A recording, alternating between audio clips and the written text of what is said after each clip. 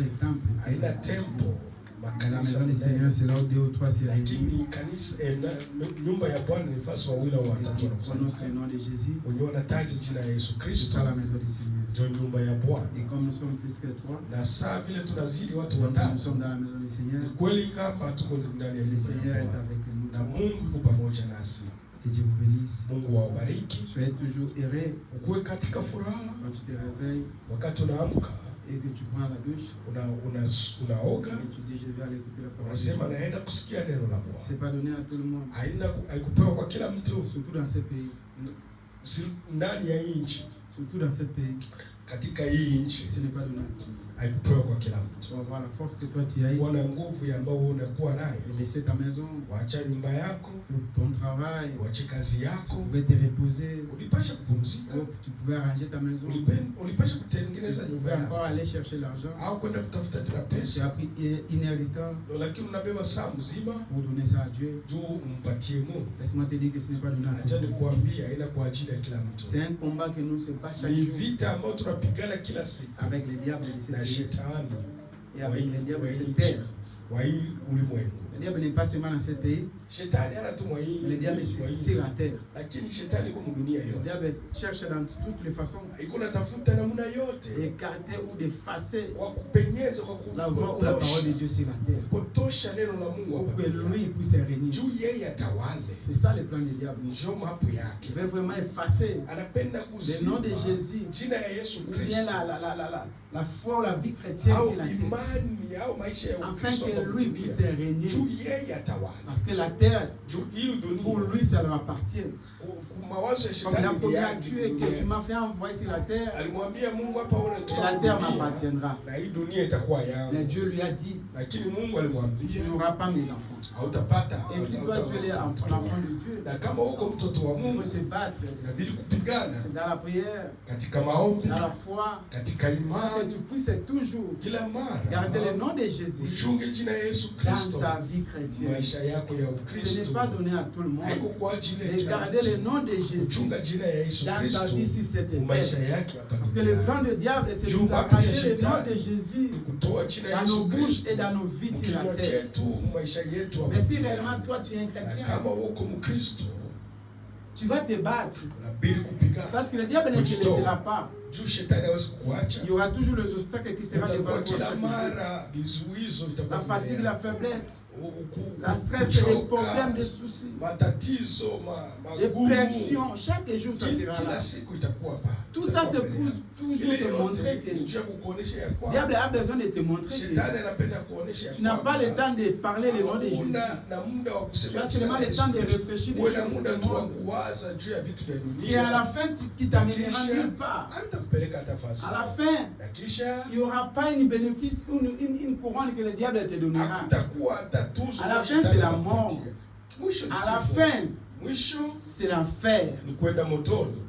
Parce que tu peux tout donner pour le diable. Unaweza kujitoa kwa ajili Tu ya peux tout shetani. chercher pour cet monde. Unaweza Tu peux mettre toute l'énergie pour le diable. Una nguvu Pour que yote tu puisses avoir tout ce que tu veux upate là. vyote viko na Mais à ng'aa. la fin, c'est l'enfer qui t'attend. Ni kweli ni moto C'est ça le plan du diable. ndio mapu Parce yake. que le diable, c'est l'enfer. Nataka yake Et yeye. comme il a shetani. promis à Dieu, Sasa vile alimwamuru comme j'ai Mungu, descendu, je sasa vile peux occuper la terre. hivi naenda Il n'y aura mdunia. personne qui va parler encore de Utakuwa ton nom. mtu mwenye atatea jina lako. Et c'est ce que nous voyons Na aujourd'hui. ndio tuko naona C'est leo. ce que nous voyons dans cette temps que nous Ndio vivons. leo tunaona mwiki Pour cette raison, j'ai un verset de la Bible Ndio kwa hiyo niko na sura que moja. j'aime tellement. Yenyewe mimi napendaka Lire sana. et lire et lire. Kusoma na kusoma na kusoma. Et si nous sommes ici Na kama tuko ce hapa matin, asubuhi ya c'est leo. parce que nous croyons à la Kwa parole sababu de Dieu. tunaamini neno la Mungu. Nous croyons aux saintes écritures. Tunaamini Nous tous ici maandiko dans cette salle. matakatifu. Sie wote Ce hapa. qui nous fait que nous puissions être ici. Yenyewe natufanya sisi C'est tuwe parce que hapa. nous croyons à la sainte écriture. Kwa sababu Et c'est tunaamini pour cette maandiko raison, matakatifu. j'aimerais Kwa d'abord hiyo nalipenda qu'on kwanza. puisse lire cette verset de la Tusome Bible. kwanza hiyo. Cet verset est tellement Hiyo précieux. andiko ni Avant que je puisse muhimu entrer dans sana. mon sujet, Mbele ya mimi kuingia mkichwa d'aujourd'hui que Dieu a mis dans mon cœur, Mungu alitia qu'on ndani ya puisse roho yangu. partager. Tupate Je voulais qu'on kugawana. puisse partager cette verset de la Bible. Et je veux que cet verset de la Bible Tu puisses graver ça dans ton cœur. Tu puisses vraiment garder ça dans ton âme, dans ton esprit. Qu'à chaque temps que tu seras faible, à chaque temps que tu seras devant les épreuves, à chaque temps que tu vas voir les circonstances, à chaque temps que tu vas voir le monde avec lequel nous vivons, tu dois te rappeler de ces versets. Car ce qui est écrit ici, ce n'est pas des paroles de quiconque, mais c'est la parole de l'Éternel. Et comme c'est la parole de l'Éternel, à chaque temps que tu seras devant l'obstacle, rappelle-toi de ces versets de la Bible. J'aimerais comment qu'on puisse entrer dans mon sujet aujourd'hui. Et on puisse lire ces versets de la Bible. Nous allons nous mettre debout et nous allons lire ces versets de la Bible.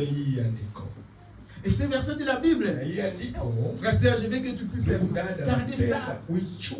Car c'est la parole de Dieu éternel. Écoutez ce que la Bible dit. De Timothée,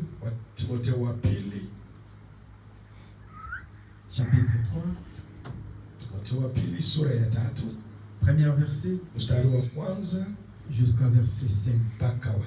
Frère Serge, je t'en supplie de garder cette verset dans ton cœur. Ce n'est pas la parole de Timothée, mais c'est la parole de l'Éternel. Et si nous venons ici, c'est parce que nous croyons à la parole de l'Éternel. Pour que la parole de l'Éternel puisse être ta force, tu dois garder les Écritures. Écoutez ce que la Bible dit. Écoutez ce que Timothée. Écoutez ce que Timothée dit dans cette verset. Si tu en as, tu peux nous lire rapidement. Conseil pour les temps difficiles. Ici, c'est la parole de Dieu. Et la Bible dit ici, écoutez le conseil ou la parole du temps de la fête. Je voudrais poser la question à une frère, est-ce que nous sommes dans le temps de la fête? Si nous sommes dans le temps de la fin, frère, gardez cette écriture. Gardez cette écriture à toi. Si réellement tu es un enfant de Dieu et que tu sais et tu crois que nous sommes au temps de la fin, cette écriture c'est à toi. Si tu gardes cette écriture, tu ne failliras jamais. Tu n'abandonneras jamais la parole. Tu ne tomberas jamais. Lisez la parole. Conseil pour les temps difficiles. Sache que dans les derniers jours, il y aura le temps difficile. Hii ni shauri kwa wakati wa magumu. Ujue ya kwamba wakati wa mwisho utakuwa magumu. Pourquoi tu te lamentes alors que la parole est claire? Kwa nini unasema unajisema? La parole est dit. Ce n'est pas l'évangile de Timothée, mais c'est la parole du Seigneur. Sache qu'au temps de la fin, il y aura le temps difficile. Nous sommes dans le temps de la fin. Nous bénéficions le temps de la fin. Et nous voyons le temps difficile. Ma sœur, mon frère, tout ce que nous traversons aujourd'hui, tout ce que tu traverses aujourd'hui, ça a été écrit dans la parole de Dieu. Avant que toi et moi nous puissions naître, avant que nous puissions venir sur cette terre, le problème avec nous, nous avons seulement bénéficié ça. Et c'est ça ce que nous sommes en train de traverser, de vivre. Le temps difficile. Sache qu'au temps de la fin, il y aura le temps difficile.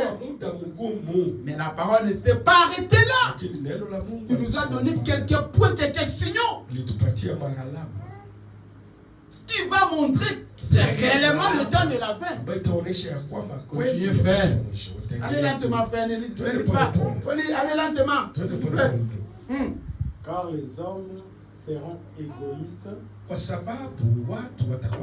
Batu, comme l'a dit en Swahili, batu les hommes. Les hommes seront tellement égoïstes. Les hommes seront tellement méchants. Les hommes et les gens seront seront les gens qui auront envie du monde, qui vont abandonner l'évangile. Et toi, tu es là, tu te poses des questions. Pourquoi nous sommes restés 2, 3, 4? Mais la parole doit s'accomplir. Il faut que les gens puissent abandonner la parole. Il faut que la parole puisse être accomplie, ma sœur, mon frère.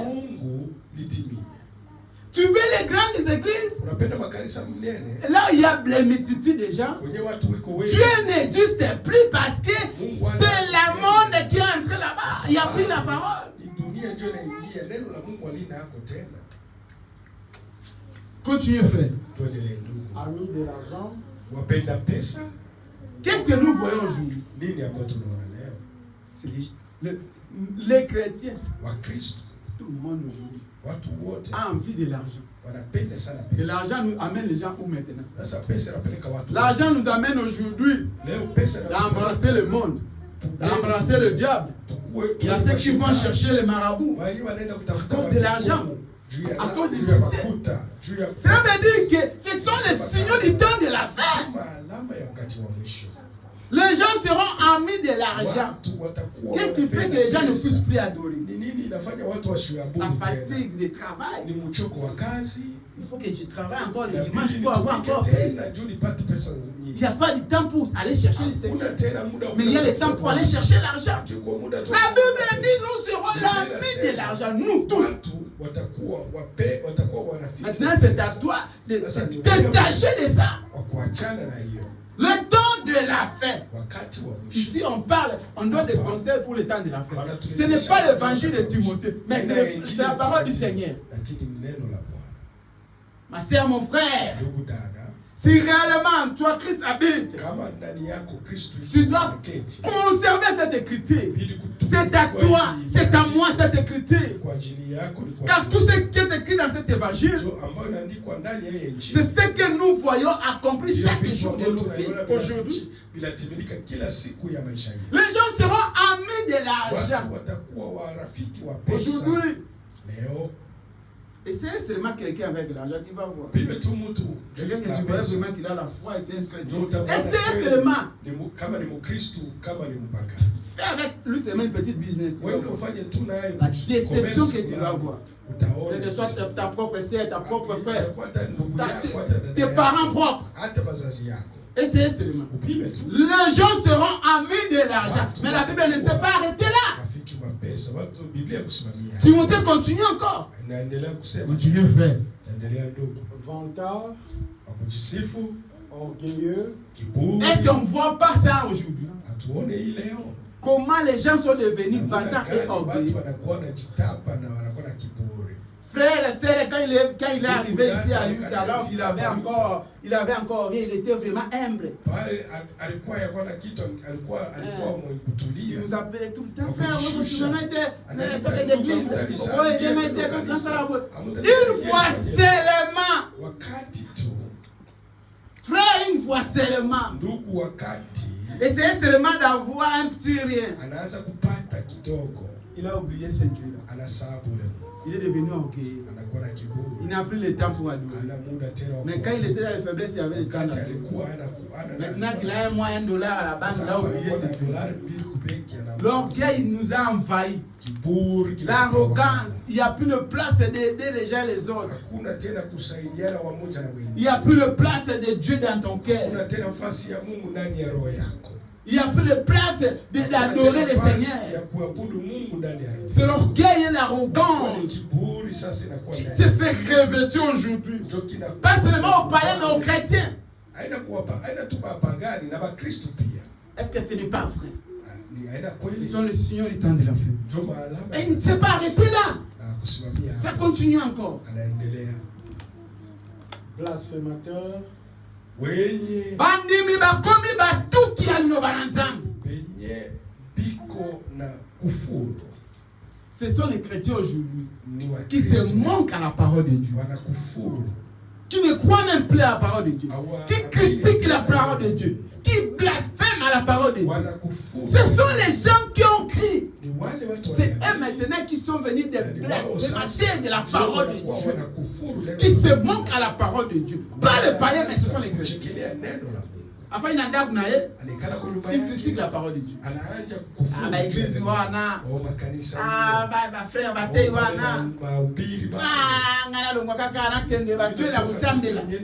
il commence à critiquer la parole de Dieu, à s'imposer à la parole de Dieu. Ce sont le Seigneur du temps de la fin. Et à la fin, il est revêtu d'orgueil et d'arrogance. Niveau na ngai zao kile na l'église wana. Mie siwezi kwenda tena mwelekeo. L'église wana watu mimi bale misatu na watu wawili watatu. Niveau na ngai za niveau na ngai. Haina niveau. Il commence à critiquer la parole de Dieu. Anaanza kukufa. Alors que la Bible dit là où Dieu trois se réunissent. Non. Moi mon niveau na ngai za ba frère wana batei wana tu. Aenda mahubiri basi. Niveau na wewe nini? Quel est ton niveau? Niveau yako ni ya che. Quel est ton niveau? Niveau yako iko che. Tu es qui devant Dieu? Tu es rien, tu as seulement la souffle de Dieu là que Dieu te donne. Et le petit travail là de $20, $15 que tu vas aller travailler là. C'est ça ce qui va te faire l'orgueil, l'arrogance. C'est que c'est ça le niveau dans la vie. Quel est ton niveau? Niveau dans la vie de ma sœur. Niveau dans la vie de mon frère, devant Dieu, devant la parole de Dieu. Humilie-toi. Sois humble. Tu es rien. La souffle là, si le donateur t'arrache, c'est fini. L'énergie là que tu vas travailler, tu penses que tu es plus que Dieu. Plus que qui? Tu es plus que Dieu. Tu n'es pas plus que Dieu. Continuez, frère. Rebelles à leurs parents. Ingrats. Impies. Toi, tu es là. Tu commences à te poser des questions. Mais comment les gens sont venus? Mais la Bible est claire. Ils seront rebelles devant leurs parents. Et ce sont les gens les plus ingrats. Et c'est ce que nous voyons aujourd'hui. L'ingratitude a pris du sommeil. L'ingratitude d'aujourd'hui est devenue une vie. Quel que soit les païens, quel que soit ici dans la parole. L'ingratitude est devenue une vie. La vie des gens aujourd'hui, c'est l'ingratitude. L'irreconnaissance. L'ingratitude, pas de vers toi, mais vers Dieu. Aujourd'hui, nous sommes ingrats vers Dieu. L'ingratitude vers Dieu. Il t'a tout donné. Il t'a protégé, il t'a donné la santé, il t'a donné la petite voiture que tu as, la petite maison que tu as. Il t'a tout donné. Mais en retour, ingrat, tu n'as pas le temps pour l'adorer. Tu n'as pas le temps pour prier. Tu n'as pas le temps pour lui dire merci. Mais c'est lui qui t'a donné. Mais quand tu n'avais pas ça, tu étais le premier à aller dans les montagnes pour prier. Quand tu n'avais pas les enfants, tu étais le premier à prier à chercher les enfants.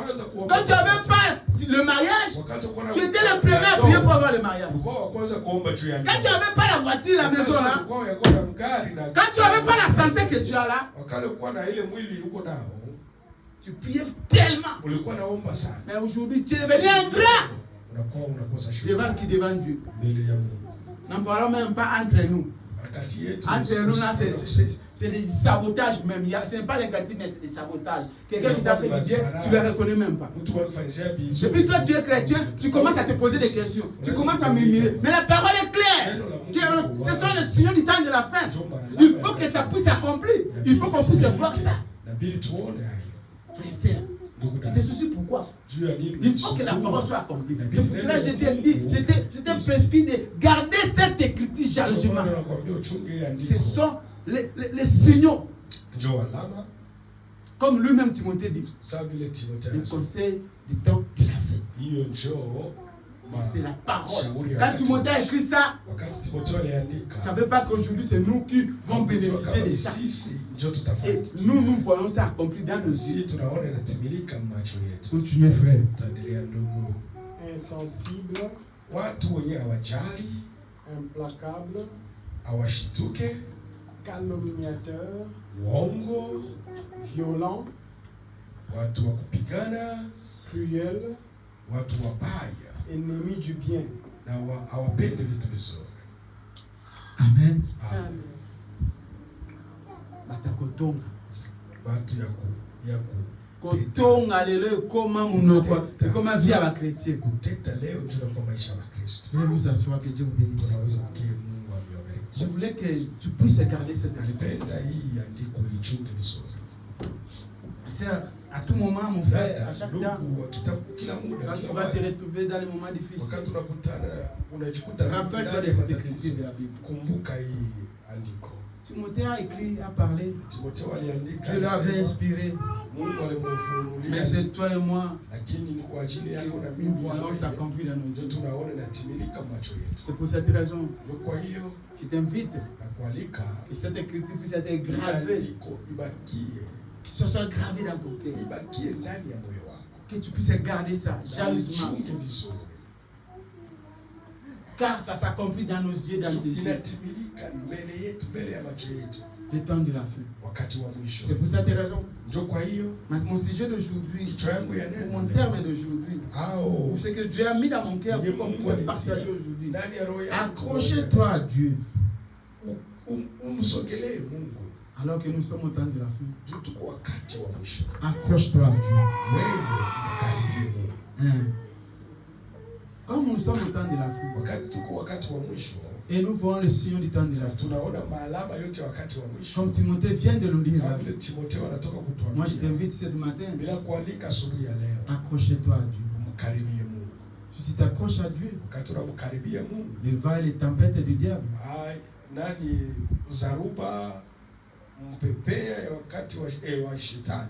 va t'échapper. Il y avait un jour, alors qu'il fallait tuer tous les enfants de Goshen en Israël. Mais Dieu a dit aux enfants d'Israël, il a précisément parlé à Caleb et Josué d'aller là où il s'est trouvé tous les enfants d'Israël. Alors que l'ange de la mort devait passer pendant la nuit. Ouais. Mais Dieu a dit à Josué et Caleb, l'ange de la mort va passer. Mais pour qu'il puisse échapper dans la maison des enfants d'Israël, pour que la mort ne puisse pas frapper, ma soeur, mon frère, cette matin, pour que tu ne puisses pas être frappé du monde, il faut que tu puisses mettre une signe dans ta maison. Qu'est-ce que ce signe que tu dois appliquer dans ta maison? À l'époque, les enfants d'Israël ont mis le son de l'agneau. Aujourd'hui, moi, je veux que tu puisses appliquer la parole dans ton cœur. Notre sang d'aujourd'hui, c'est avoir la parole incarnée dans nos cœurs. C'est ça notre signe d'aujourd'hui. À l'époque, ils ont mis la peinture rouge, le sang de l'agneau. Et quand l'ange est venu, dans chaque maison qu'il a trouvée, il y avait une signe. Il savait que là, il y a les enfants de Dieu. Là, il ne faut pas toucher. Quand tu appliques le signe dans ta foi, dans ta vie, chaque temps que le tempête et le vent viendra, chaque temps que la mort, les tentations, la pression, les épreuves, la souffrance viendra, le diable va toujours chercher à tenter ta foi, ta vie pour t'éloigner de la parole. Alors que toi tu as un signe que tu as appliqué dans ton foi, dans ton cœur, dans ta maison. Cet esprit n'aura pas la place. Laisse-moi te dire ce matin, et ils ont appliqué le sang de l'agneau. Mais cette matin, moi je veux que tu puisses appliquer la parole. Gardez jalousement la parole. C'est pour cela mon sujet d'aujourd'hui, j'ai dit, accroche-toi en Dieu. si tu t'accroches en Dieu, si tu t'attaches en Dieu, tous ceux qui sont attachés à Dieu, tous ceux qui sont attachés au Seigneur, ils n'ont pas péri. Ils ont resté fidèles. Ils ont resté attachés jusqu'à la fin. Amen. Attache-toi à Dieu, ma sœur. Nous sommes au temps de la fin. Les vents et les tempêtes sont tellement durs. Le diable veut récupérer tous les enfants de Dieu. Allez sur les internets, tu vas voir comment les chrétiens du message. Dans l'internet, tu te poses la question, est-ce que ça là, ce sont vraiment des chrétiens? Le diable veut vraiment arracher. Il veut vraiment arracher tout le monde. Et que lui puisse arriver. Mais la Bible dit, celui qui sont les enfants de Dieu, aucun ne les sera pris. Si toi tu es un élu de Dieu, accroche-toi à la parole. Accroche-toi en Dieu. Et appliquer la parole de Dieu. À l'époque, ils ont mis le sang de l'agneau. Dans chaque maison, ils ont mis le sang de l'agneau.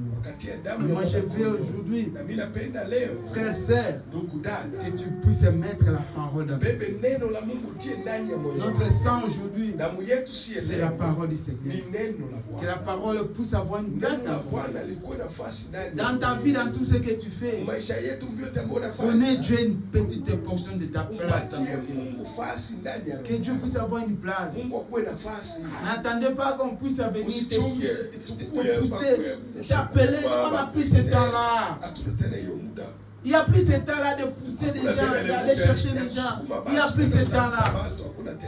Si vous avez vu comment on était là, soleil, c'est parce qu'on se piquait corps et âme. D'aller chercher, d'aller pousser les gens. Mais on se dit, le salut est individuel. Si tu es venu pour chercher l'argent, ben chercher l'argent. Mais si tu es venu et que tu sais que derrière toute chose, il y a la vie éternelle, et bien écoutez cherchez pour écouter la parole de Dieu. Mais n'entendez pas nous de venir là te dire, ou te pousser encore. Frère, c'est Dieu, pourquoi tu ne viens pas? Frère, pourquoi tu ne viens pas? On a pris ce temps-là. Ce temps-là est passé. Nous sommes au temps de la fin. Appliquez la parole dans ton cœur. Comme les enfants d'Israël. Ils ont mis le sang dans leur maison.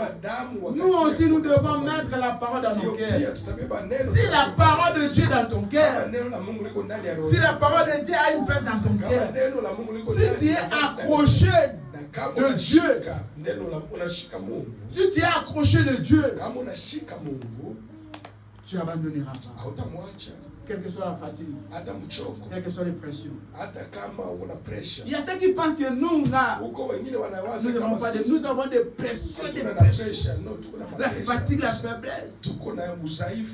Dans tout ce que nous traversons des fois. Des fois, toi, tu es bien. Mais nous traversons des fois les moments difficiles. Mais cela ne nous empêche pas de nous réveiller un dimanche. Je dois aller adorer. Demain ne m'appartient pas.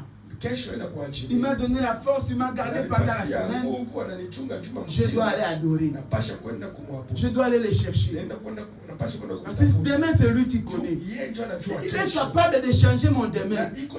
Il est capable de créer les chemins où il n'y avait pas de chemin. Il est capable de mettre l'impossible sur possible. C'est celle lui seul que je le dois. Et comme je dois celle à lui, ma vie, je le dois à lui seul. Et comme je le dois, je dois aller l'adorer. Vous pensez que nous n'avons pas de pression, de stress? Nous l'avons. Tu t'es réveillé avec des faiblesses, des soucis, des lamentations. Mais tu dis, Seigneur, tu m'as donné la force. Tu m'as fait voir ces jours. Tu mérites que je puisse te louer. Nous allons lire la parole. Tutasoma neno la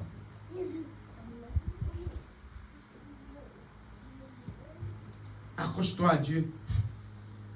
Mshike Mungu. Si tu t'accroches à Dieu, Kama unamshika Mungu, tu ne seras jamais déçu.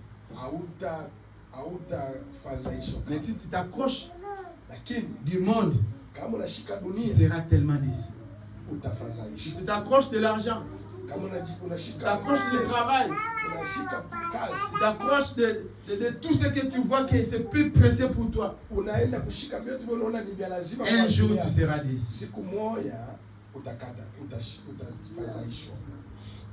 Mais si tu t'accroches de Dieu, Lakini kama unamshika Mungu, tu t'accroches de l'Éternel, kama unamshika Mungu, il ne t'abandonnera jamais. hata kuacha kama. Jérémie, Utasoma Yeremia, lisons la parole de Dieu. usome neno la Mungu. Jérémie chapitre 17. Yeremia sura 17.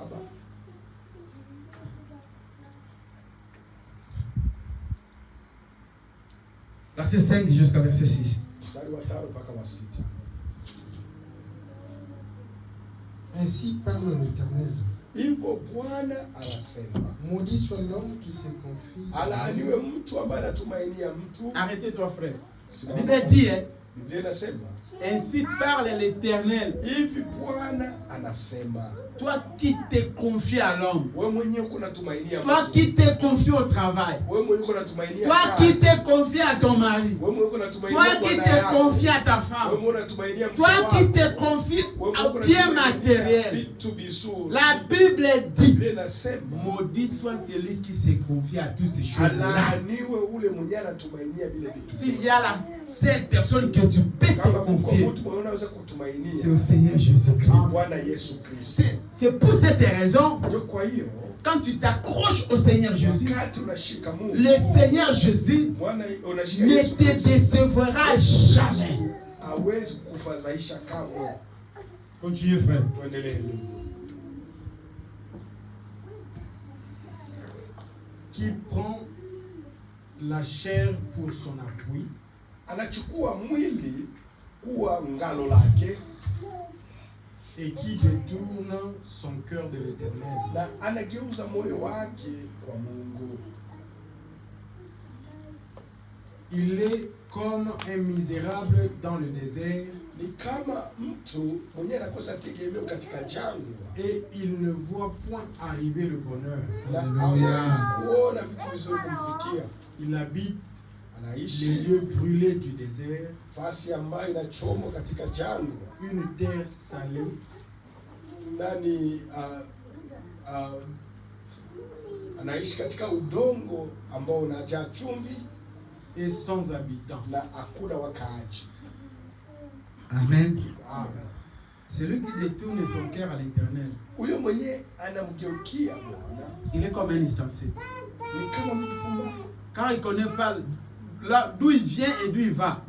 ajue kwenye anatoka na kwenye unaenda. Mais si tu connais réellement d'où tu viens et Kama là où unajua tu vas, unatoka na kwenye unaenda, tu ne peux pas détourner ton cœur à l'Éternel. hauwezi Ou tu ne peux pas détourner tes pensées à l'Éternel. au mawazo yako Parce que tu haiwezi. vas reconnaître que ma vie, Utajua kwamba maisha je yako viens de l'Éternel kwa et ajili je ya dois Mungu. retourner à l'Éternel. Unatarudia kwa Mungu. Mais quand tu vois un chrétien qui Na wakati détourne unaona ses pensées dans les choses du monde, mwenye anaenda qui détourne toutes ses pensées anapewa pour mawazo regarder le yake, monde, jua kuangalia c'est un dunia. insensé, c'est quelqu'un qui ne comprend pas sa Mtu vie. mwenye Mais quelqu'un qui comprend réellement sa vie, lakini mwana il ne peut pas détourner son passé, son regard dans la parole ou à l'Éternel. Mungu mkongo au kutupia neno la Et il doit être accroché, attaché à la Mungu. parole de Dieu. Anapasha kushika neno la Il Mungu. ne peut pas renoncer à la parole de Hawezi Dieu. kuacha neno la Mungu.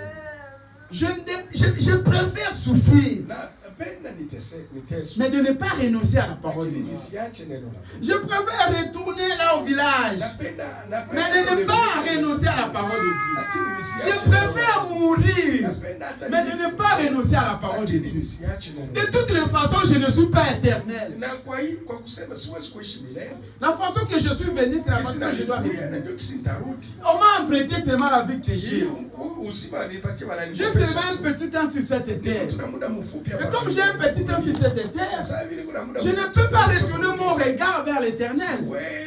Dans notre terme, je ne peux pas abandonner la foi ou la parole de Dieu. Je préfère renoncer à toute chose, mais à garder la parole de Dieu. Mais ce n'est pas le cas aujourd'hui avec nous les chrétiens.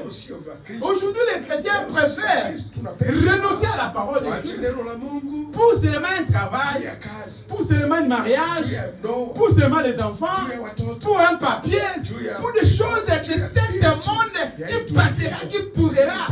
Qui t'a dit que ce que tu as là, tu vas garder ça, ça demeurera éternellement dans ta vie. Tout ce que tu mets l'énergie pour avoir. Après avoir ça, tu penses que c'est le salut. Tu renonces à la parole de Dieu pour toutes les choses de cette terre. Et tu penses réellement que tout ce que tu renonces à la parole de Dieu, c'est le salut, c'est la vie éternelle. Mais Dieu qui est insensé. Tu es insensé, quelqu'un qui n'a pas la bonne conscience. Alors qu'on t'a enseigné, on t'a prêché, on t'a parlé de la parole. Arrivé à un certain moment, tu renonces à la parole de Dieu. Comme la Bible vient de le dire là. Tu renonces à la parole de Dieu pour les choses de cet monde, pour le mariage, pour l'argent, pour le travail. Tu cherches des raisons, des explications. Tu as déjà vu quelqu'un mourir et puis on prend le travail, on l'enterre avec le travail. Ou on prend l'argent, on l'enterre avec l'argent. On prend la voiture, on l'enterre avec sa voiture. On prend la maison, on l'enterre avec la maison. On prend le papier, on l'enterre avec le papier.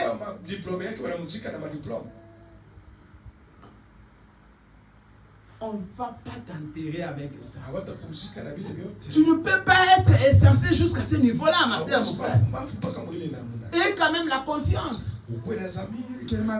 que la vie que j'ai là, on m'a apprêté pour intenser sur la terre. Qu'est-ce qui te fait d'oublier que tu es passager étranger? Mais accroche-toi à la parole de Dieu, ma soeur. Mon frère, accroche-toi à la parole. Ne renoncez pas à la parole à cause des épreuves et des tentations. Soyez comme les 12. Ils ont accepté. Ils ont accepté d'être confiés quelque part pour atteindre le Saint-Esprit. Ils ont accepté d'être humiliés. Mais suivre le Seigneur Jésus jusqu'au bout. Ils n'étaient pas comme des milliers de personnes qui suivaient Jésus pour l'intérêt. Mais ils ont accepté. Ils ont accepté de suivre Jésus. Alors que tout le monde sont partis. Tout le monde nous a abandonnés. Mais ils ont resté là. Ils ont continué avec le Christ. Parce qu'ils avaient la foi. Ils sont dans les bons chemins. Et quand même, la conscience, c'est mon frère, ma soeur. Qu'est-ce qui te fait abandonner la parole? Les circonstances. L'Amérique. Est-ce qu'il n'y a pas de cimetière en Amérique? Les circonstances sont bonnes. C'est ce qui fait que tu puisses t'éloigner de la parole de Dieu. Qu'est-ce qui te fait que tu puisses abandonner la parole de Dieu? Et la conscience, ma sœur. Accrochez-toi à la parole. Accrochez-toi à Dieu. Tout va passer. Sortez dans les listes de diable, que le diable ne puisse pas t'avoir dans ton liste. Matthieu.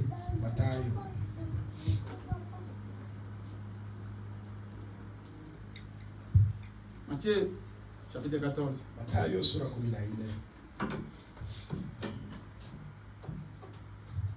Verset 29. Et il dit, jusqu'à verset 32. Et il dit, viens. Pierre sortit de la barque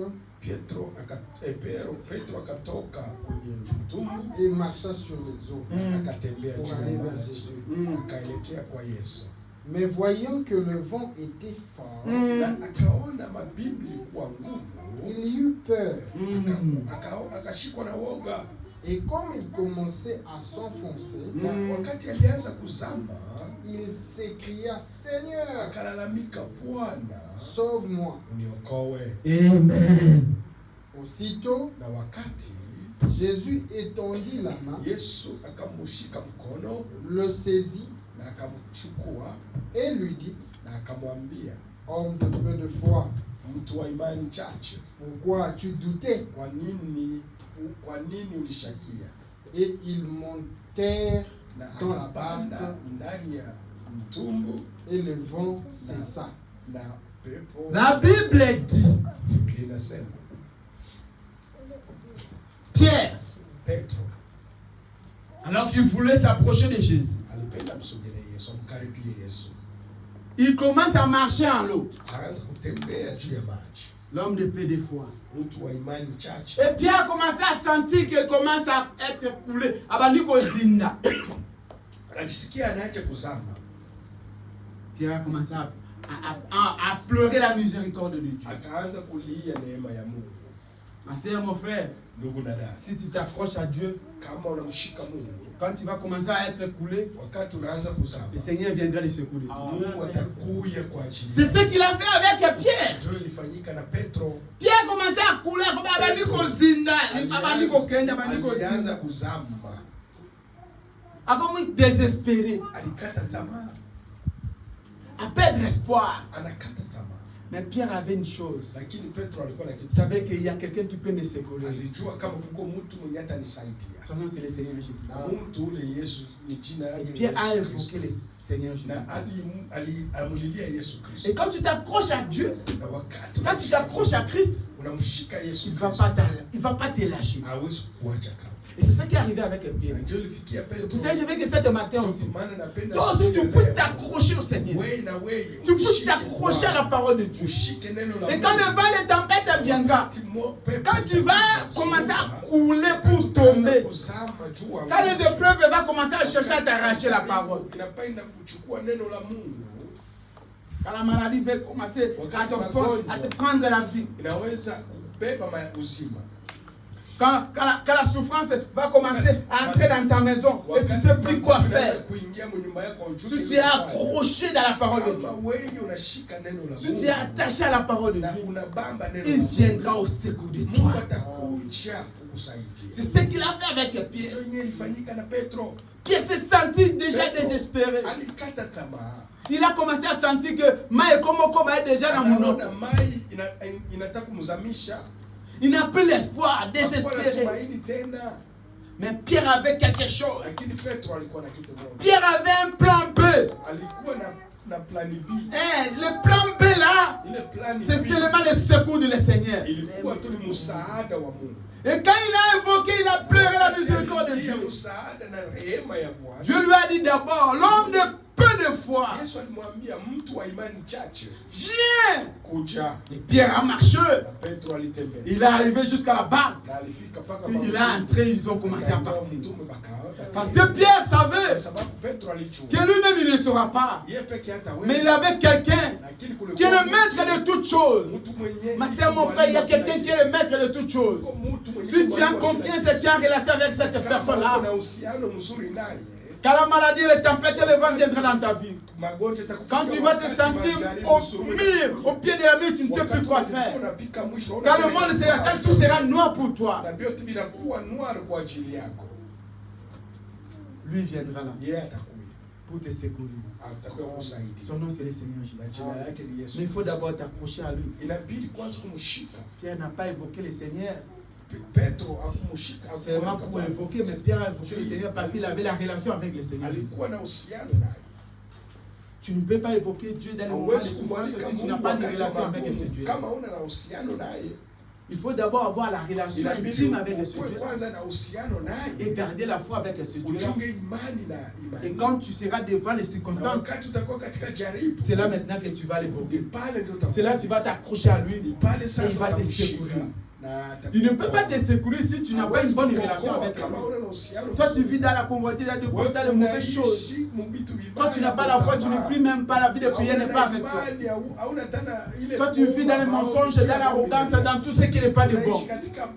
Toi qui as déjà abandonné la foi, la vie de prière n'existe même plus dans ta vie. Mais tu veux évoquer Dieu quand tu es dans les épreuves.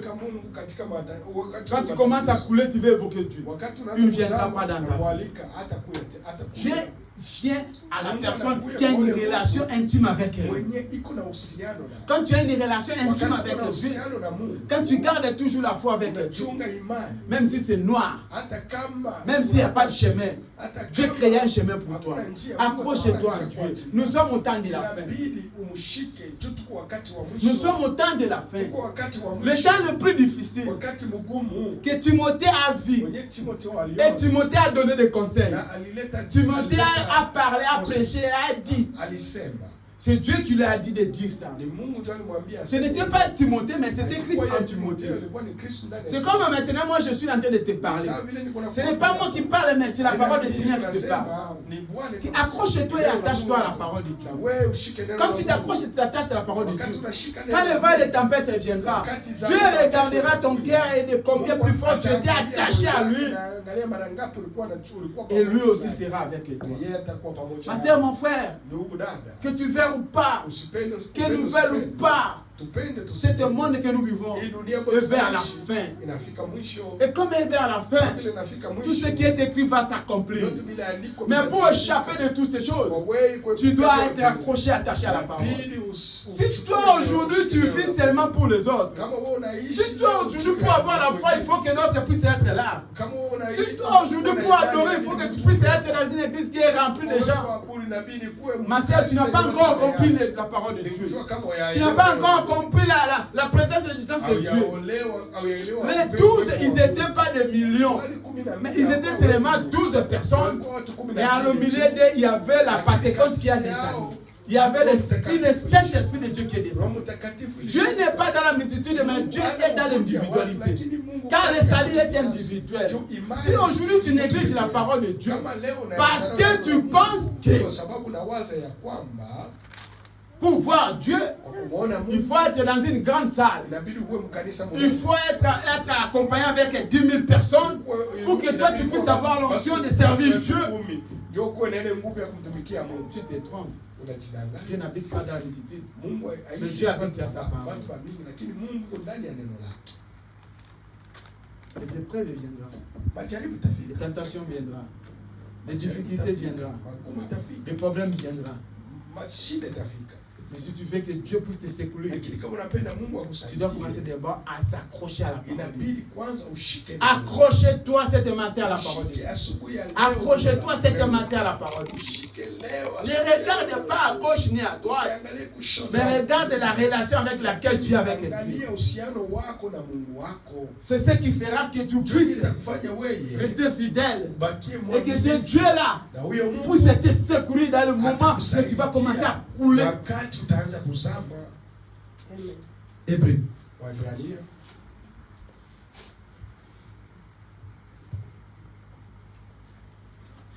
Hébreu chapitre 11.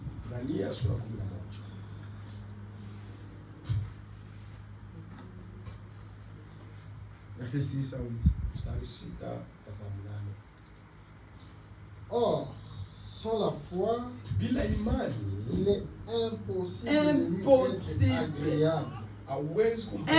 impossible, ma soeur, mon frère. Tout ce que je peux parler ici, tout ce que nous pouvons parler ici, si Pierre pouvait être sauvé, secouru par Dieu, c'est parce qu'il avait la foi. Sans la foi, rien ne peut arriver dans ta vie. Sans la foi, tu ne peux pas voir la main de Dieu dans ta vie. Sans la foi, tu ne peux pas suivre Dieu. Sans la foi, tu ne peux pas adorer. Sans la foi, tu ne peux pas faire le miracles. Sans la foi, tu ne peux pas demeurer dans la parole. Sans la foi, tu ne peux pas voir la puissance de Dieu. Si Pierre était secouru parce que d'abord il avait la foi. Si tu n'arrives pas à voir la main de Dieu dans ta kama vie, uone mkono wa Mungu maisha yako, c'est parce que tu n'as pas la ni foi. kwa sababu hauna na imani. Il n'y a pas la foi dans ton cœur. Ndani ya roho yako hamuna imani. Il faut d'abord avoir la foi. Inabidi ukuwe na Et c'est la imani. foi qui va te donner la force de résister. Itakupatia nguvu ya wewe kushinda.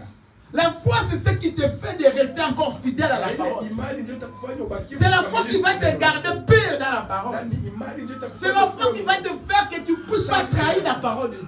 Na ni imani ndio itakufanya wewe usikache, Si beaucoup trahir la parole de Dieu, kama leo watu wanaacha neno la Mungu, si beaucoup trahir la parole de kama Dieu, leo c'est parce qu'ils n'ont pas la foi. Quelqu'un qui a la foi ne peut pas trahir la parole de Dieu. Wenye kuna imani hawezi kuacha neno la Mungu. Quand tu as la foi à toi, tu ne peux pas trahir la parole de Dieu. Ndani yako hawezi kuacha neno la Mungu. Parce que quand la foi est à toi, c'est Christ qui est en toi. Ni Yesu ndio yuko ndani yako. Et quand Christ est en moi, Na kama c'est impossible de trahir la parole. itakuwa vigumu mimi. C'est impossible de renoncer à la parole. Itakuwa vigumu mimi kuacha. Car je sais que si je vis, Kwa maana c'est pas moi qui vis, mais c'est Christ qui vit en haina moi. mimi niko naishi ni Kristo. Et comme Christ vit en moi, Sababu Kristo anaishi je ndani veux yangu. faire les œuvres de Christ dans ma Napaswa vie. kufanya Je matendo veux ya demeurer Kristo. chrétien dans ma vie.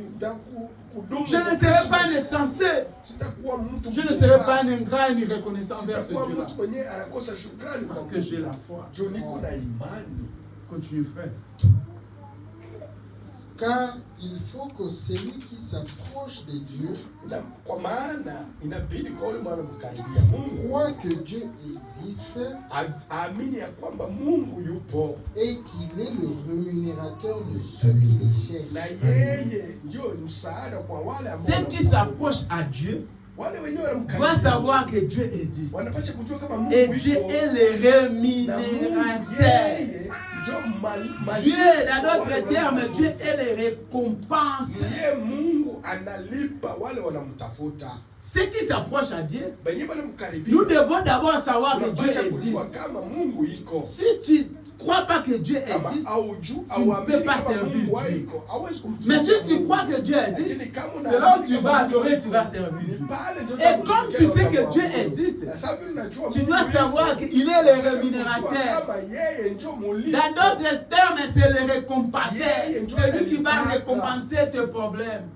Kulipa ile shida Dieu yako. récompense ceux qui Mungu croient en lui. Analipa wale wenyewe wanamwamini. C'est pour cela quand tu es devant des épreuves, Ndio maana wakati Dieu uko combat shida, pour toi. Mungu anakupigania. Dieu te protège. Mungu Dieu te anakuchunga. soutient. Il est Anakusaidia. en train de rémunérer, de récompenser tous tes sacrifices, Kwa ile tous kujitoa tes kwako problèmes, kote. toutes tes épreuves, tout ce que toi tu fais pour lui, il doit te rémunérer. Atabasha kukulipa. Il doit te rémunérer Atakulipa. parce qu'il est le rémunérateur. Yeye ndio À ceux qui analipa. croient en lui, Kwa pale beba pas à watu. ceux qui ne le croient pas.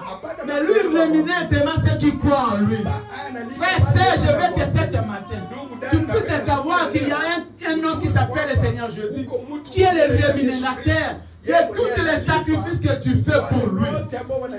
Et si tu fais avec ton cœur, il ne reste pas avec la dette de quelqu'un. Continue, frère. Verset 7. C'est par la foi que Noé, divinement averti de choses qu'on ne voyait pas encore, et saisi d'une crainte respectueuse, construisit une arche pour sauver sa famille. C'est par elle qu'il condamna le monde et devint héritier de la justice qui s'obtient par la foi.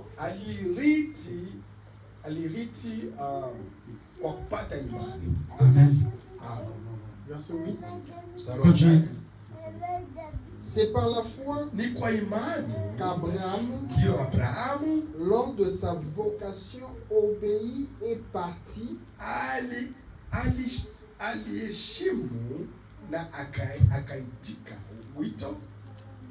pour les lieux qu'il devait recevoir en héritage. akaenda mahali alipasha kupokea zawadi, et qu'il partit sans savoir où il allait. na alienda kasipo kutambua ni wapi. C'est par la foi. Ni kwa imani. Amen. Amen. C'est par la foi Kwa imani que Abraham est sorti. Il ne savait pas où lui il va. Mais c'est par la foi. C'est par l'appel du Seigneur. Comme le Seigneur est le rémunérateur. Le Seigneur a promis à Abraham que je te ferai, je te bénirai. Mais c'est par la foi qu'Abraham a écouté, a obéi, et Abraham est parti. Parce qu'Abraham était accroché à Dieu. Quand tu t'accroches à Dieu, et que tu écoutes la voix de Dieu, tu obéis à la voix de Dieu. Dieu est le rémunérateur. Dieu rémunère toujours. Mais il faut avoir la foi. Abraham avait la foi. Abraham savait que celui qui m'a parlé, ce n'est pas n'importe qui, mais c'est le rémunérateur. Et comme il m'a dit de partir, je dois y aller. Peu importe ce que je vais rencontrer là-bas, il pourvoira, il sera là avec moi. Comme il m'a promis, il va le faire. Abraham avait d'abord la foi. Et il savait que la foi que je n'ai pas cette foi quelqu'un à une personne normal, mais j'ai la foi à quelqu'un qui est extraordinaire. Et cet homme, c'était le Seigneur Jésus. Quand Dieu a parlé à Abraham, Abraham a écouté directement. Parce qu'Abraham avait la foi. Abraham savait que Dieu est le rémunérateur. Ma soeur, mon frère, quand tu t'accroches à Dieu, pourquoi Abraham a écouté? Parce qu'Abraham était accroché à Dieu. Frère, c'est à ce matin, je vais te dire une chose. Si tu t'accroches à Dieu, si tu t'attaches à Dieu, Dieu c'est le rémunérateur, Dieu c'est le récompenseur, c'est la seule personne qui récompense tous tes sacrifices. Mais il faut avoir la foi, il faut être attaché. Ne regarde pas celui qui est à côté, regarde toi-même et garde la foi. Ça peut arriver que les choses puissent être difficiles, que les chemins puissent être compliqués, mais il ne faut pas lâcher, il ne faut pas abandonner. Ce n'est pas dit que quand Abraham est sorti et il a eu la récompense. Non, il y a eu des épreuves, il y a eu des problèmes difficiles. Le chemin était compliqué pour Abraham, mais Abraham n'a pas lâché parce qu'Abraham avait la promesse. Il savait que celui qui m'a dit de sortir, son nom c'est le Jéhovah Jireh. Et comme il est Dieu qui agit, je crois qu'un jour il va me rémunérer. Le vrai rémunérateur, c'est le Seigneur Jésus. Il faut s'approcher d'abord. Ce matin, je veux que tu t'approches. Tu peux prendre ça comme léger. Je suis là, je suis en train de me pulmoner.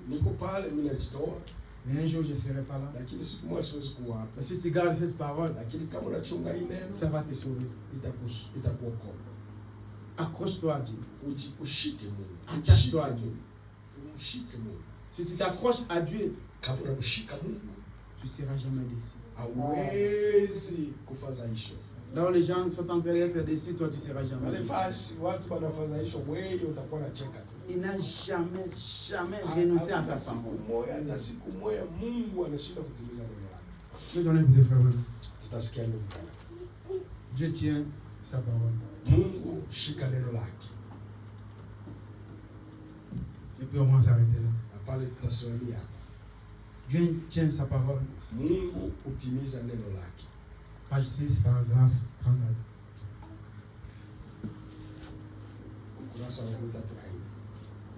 Et là-bas, nous avons eu le grand tremblement de terre, comme vous en avez entendu parler. Et c'était la première fois que mon épouse vivait cela. Elle avait les jambes un peu molles. Après,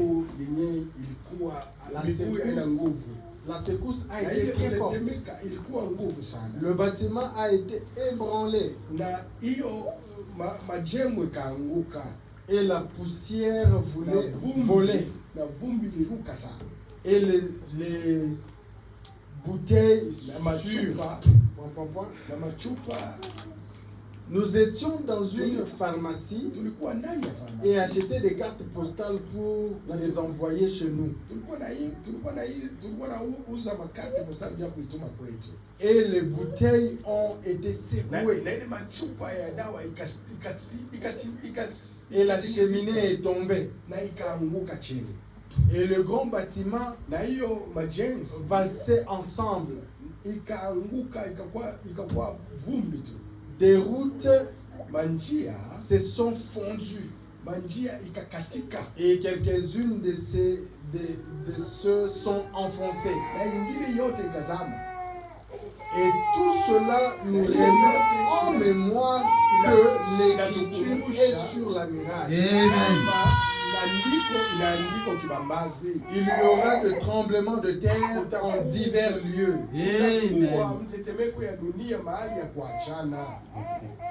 Ce jour-là, il y a eu 8 tremblements de terre dans cette même ville. Et puis, vers 10 heures du soir, nous venions d'arriver, ou 10h30. Et nous étions au lit.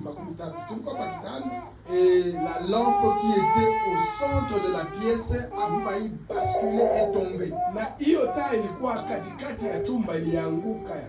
Sous l'effet d'un autre violent tremblement de terre.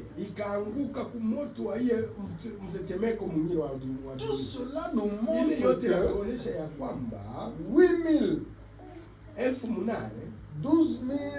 que 12 800 km au-dessus de nous, il n'y a pas que la lave rouge brûlante.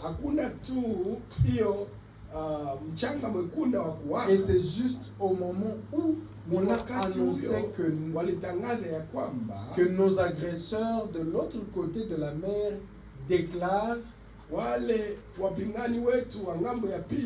qu'ils interdisent aux gens d'entrer en Scandinavie et tout, qu'ils les anéantiraient avec des armes atomiques.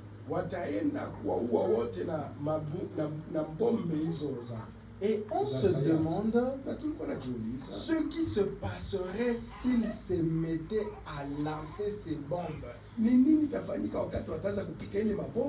à faire éclater ces endroits-là dans la terre. Alors que cela produirait exactement ce que Dieu a dit que cela produirait. Plus d'eau, mais de feu 7 fois. Paragraphe 37. Alors voilà qui met la joie dans mon cœur, que c'est lui qui est dans la tente,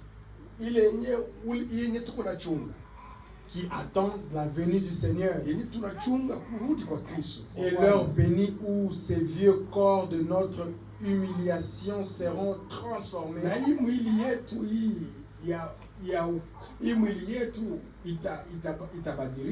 et rendus semblables au corps de sa gloire. Et nous le verrons.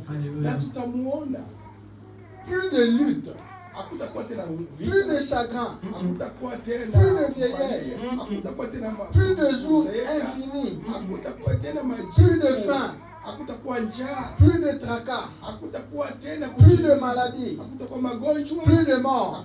Là-bas, il n'y aura pas ça. Oh. Nous ne pouvons tout simplement pas en saisir la profondeur. Je vous le dis, c'est difficile parce que nous sommes des humains et que la mort, c'est quelque chose vraiment que nous détestons. Frère Branham dit,